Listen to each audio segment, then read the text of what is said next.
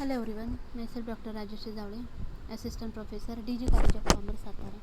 Dear students, today we are going to discuss about Business Regulatory Framework, Paper 1. In Indian Contract Act 1872, there are many concepts which are very important, and it is very necessary to understand each and every concept according to the provisions of law. So there are sections and there are case laws. So we need to understand each and every sections carefully. So if we see Indian Contract Act, so here if we see the provisions, there are definition of offer, there are definition of contract, then we need to correlate this definition and understand the concept.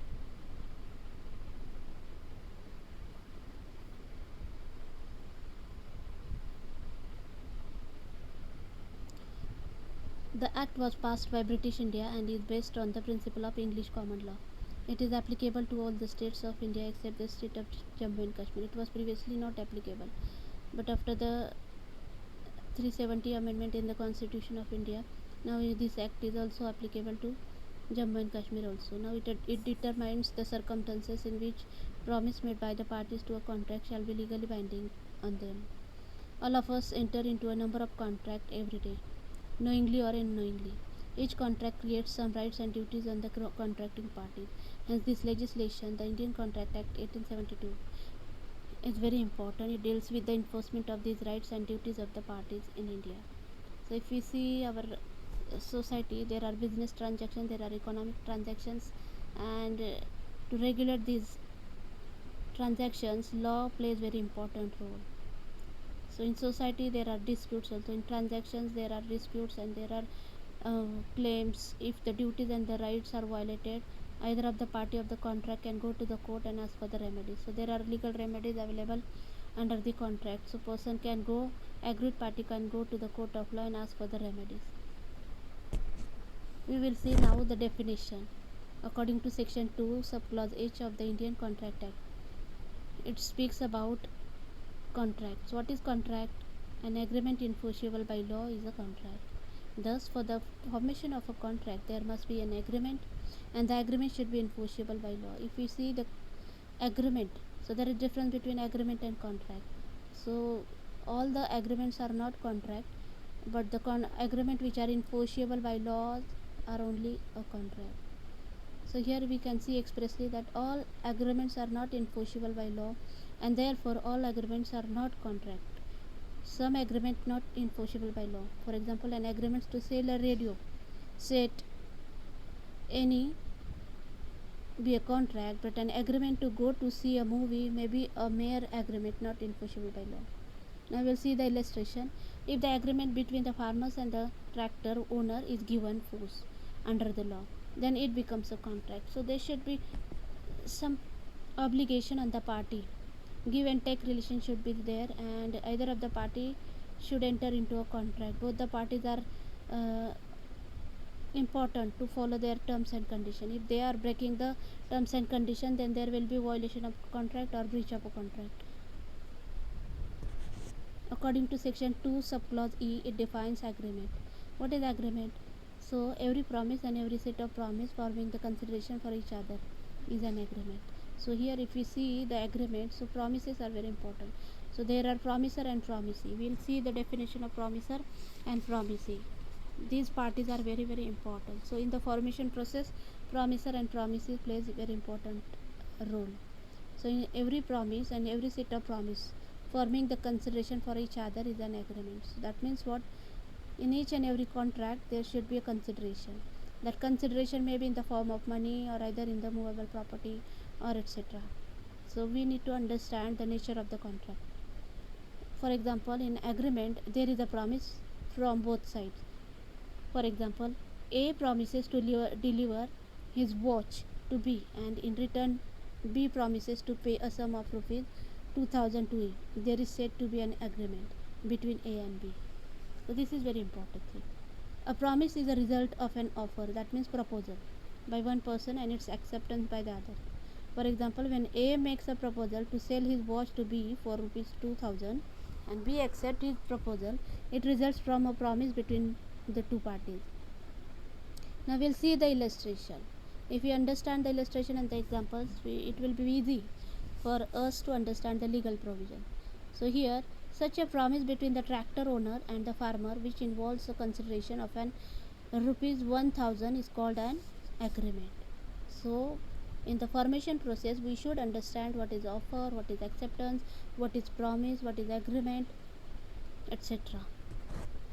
So if we are talking about the promise under the Indian Contract Act 1872, according to section 2 subclause B, it defines a promise. So what is promise?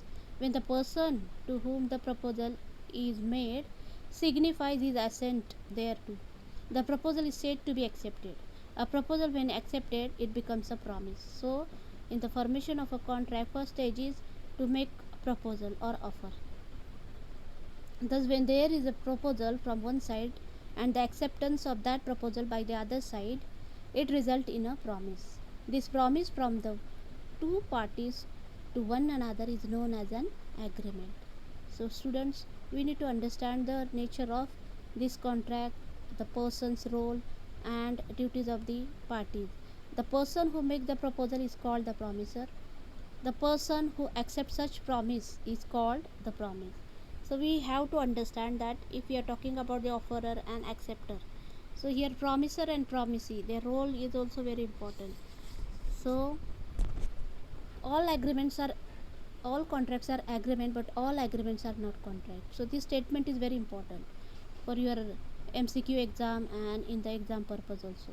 So here why we are saying that all contracts are agreements but all agreements are not contract, because the one thing is very important, that is enforcement of law. So if the agreement is enforcing by law, then only that becomes a contract.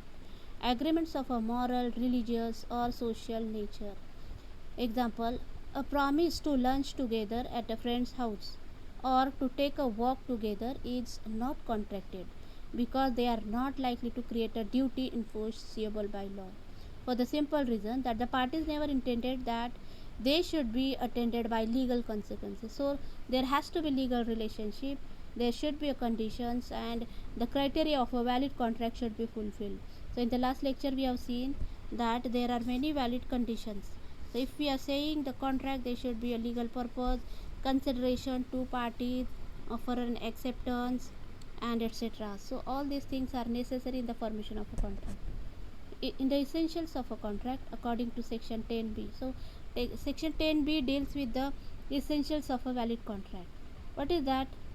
All agreements are contracts if they are made by the free consent. So free consent is one essential ingredient in the formation of a contract, and these parties should be competent to enter into a contract. If the parties are minor, then that contract will not be a valid contract.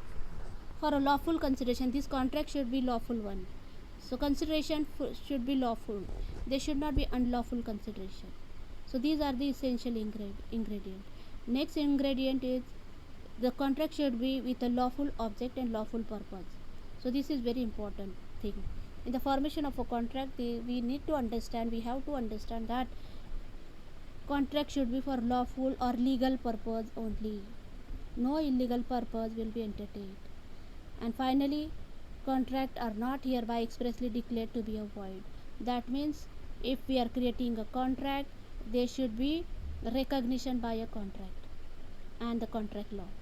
So in India we see that all the agreements which are illegal are not enforceable by law, but the agreements which are legally enforceable, then only that will be treated as a contract.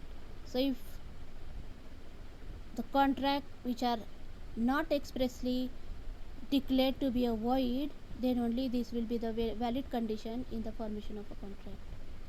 Nothing herein contained shall affect any law in force in India, and not hereby expressly repealed, by which any contract is required to be made in writing or in the presence of witnesses.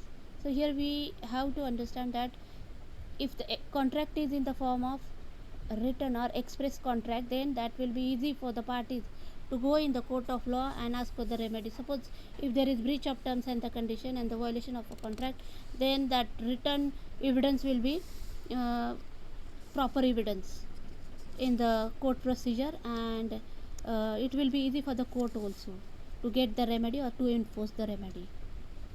any law relating to registration of a document and etc.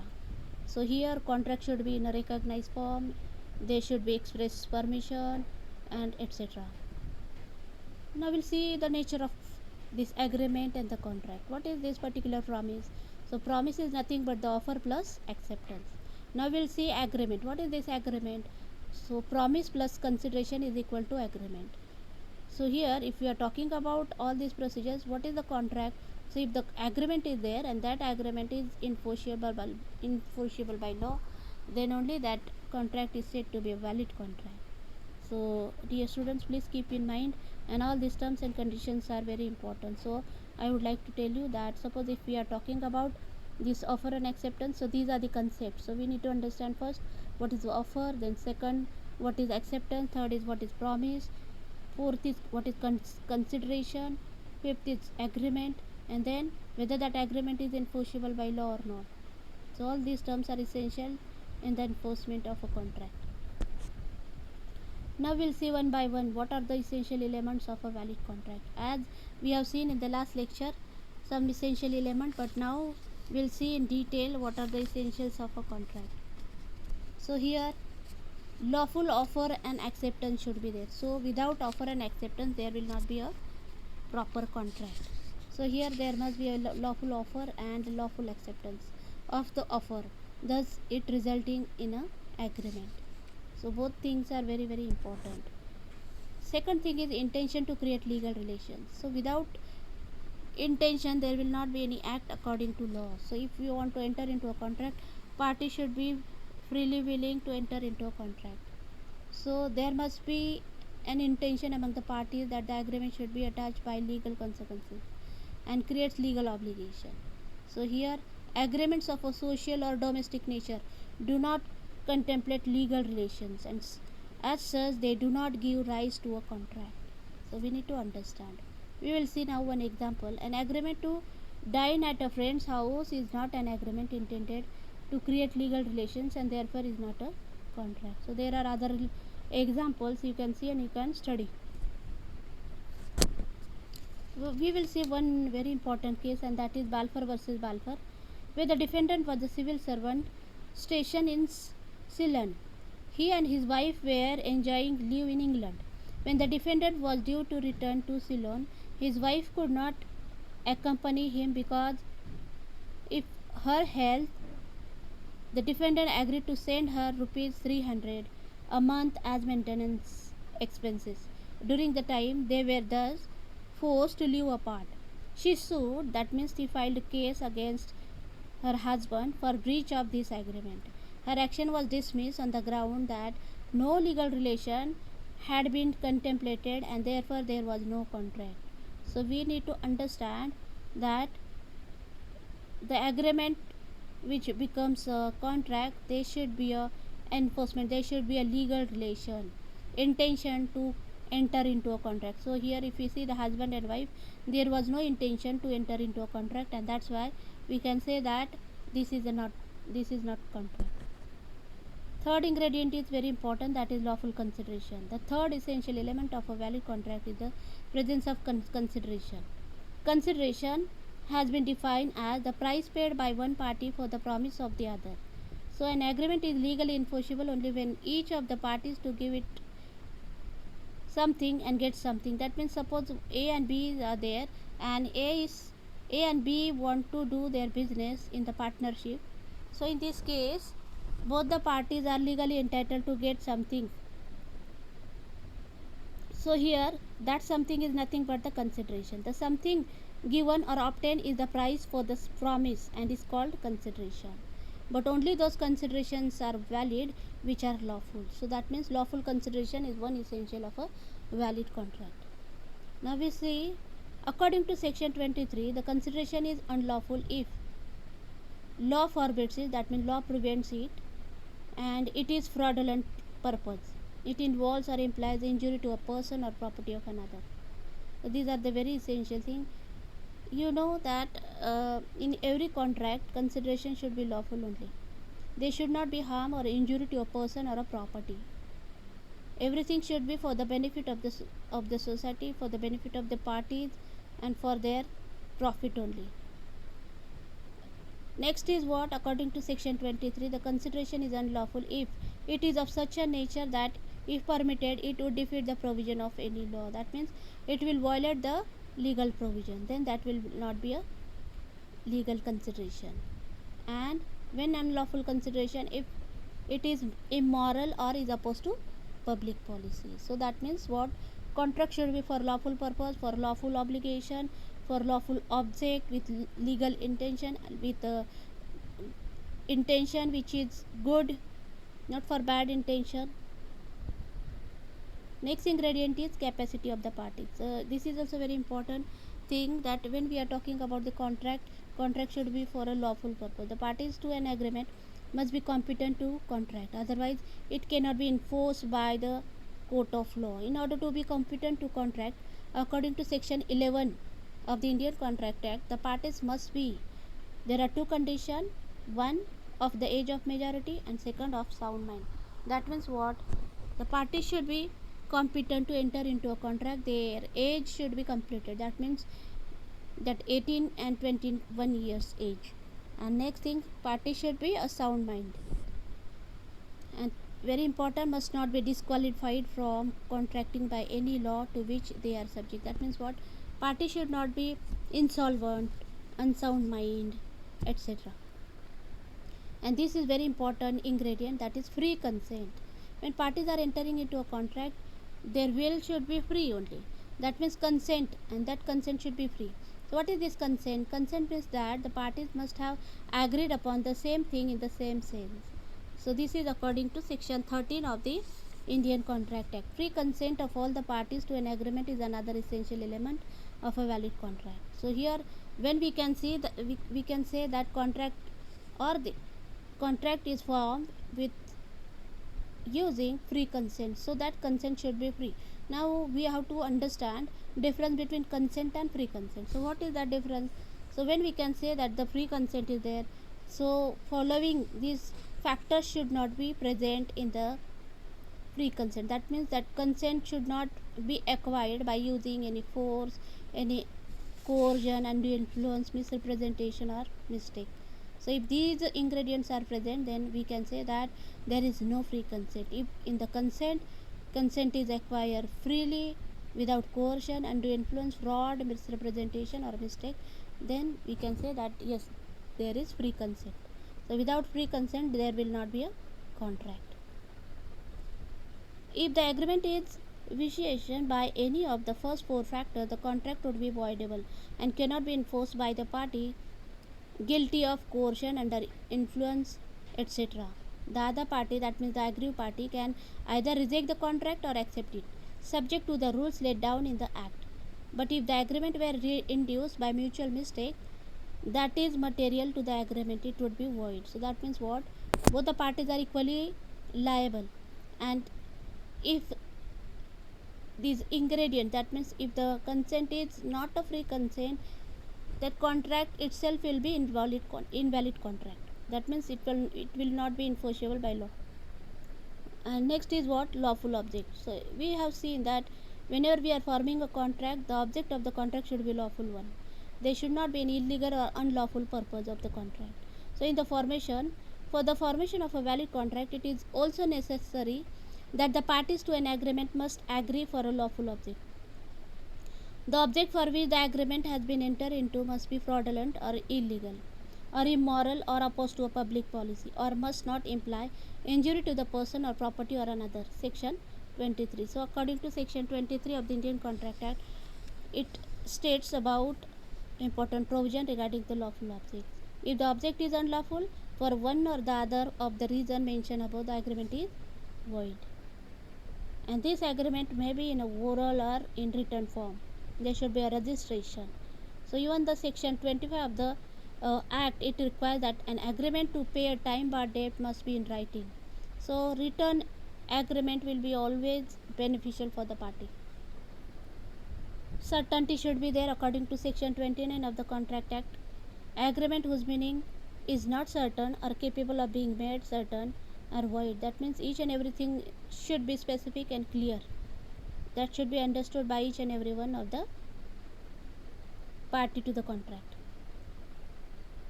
Possibility of performance. So if the parties are making a contract, they are entering into a contract, there should be possibility to perform the terms and condition in the contract. Next thing is not expressly or declared a void agreement. So if we are talking about the contract, agreement should not be void one. The agreement must not have expressly declared to be a void. Under the Indian Contract Act, section 24 to 30 specify certain types of agreement that will have expressly declared to be a void. So here are some sections, you can see, you can read. So I hope that you have understood this today's lecture, and we will continue from this slide in the next lecture. If you have any query, you can write down in the comment box, or you can mention in the WhatsApp groups. So thank you one and all.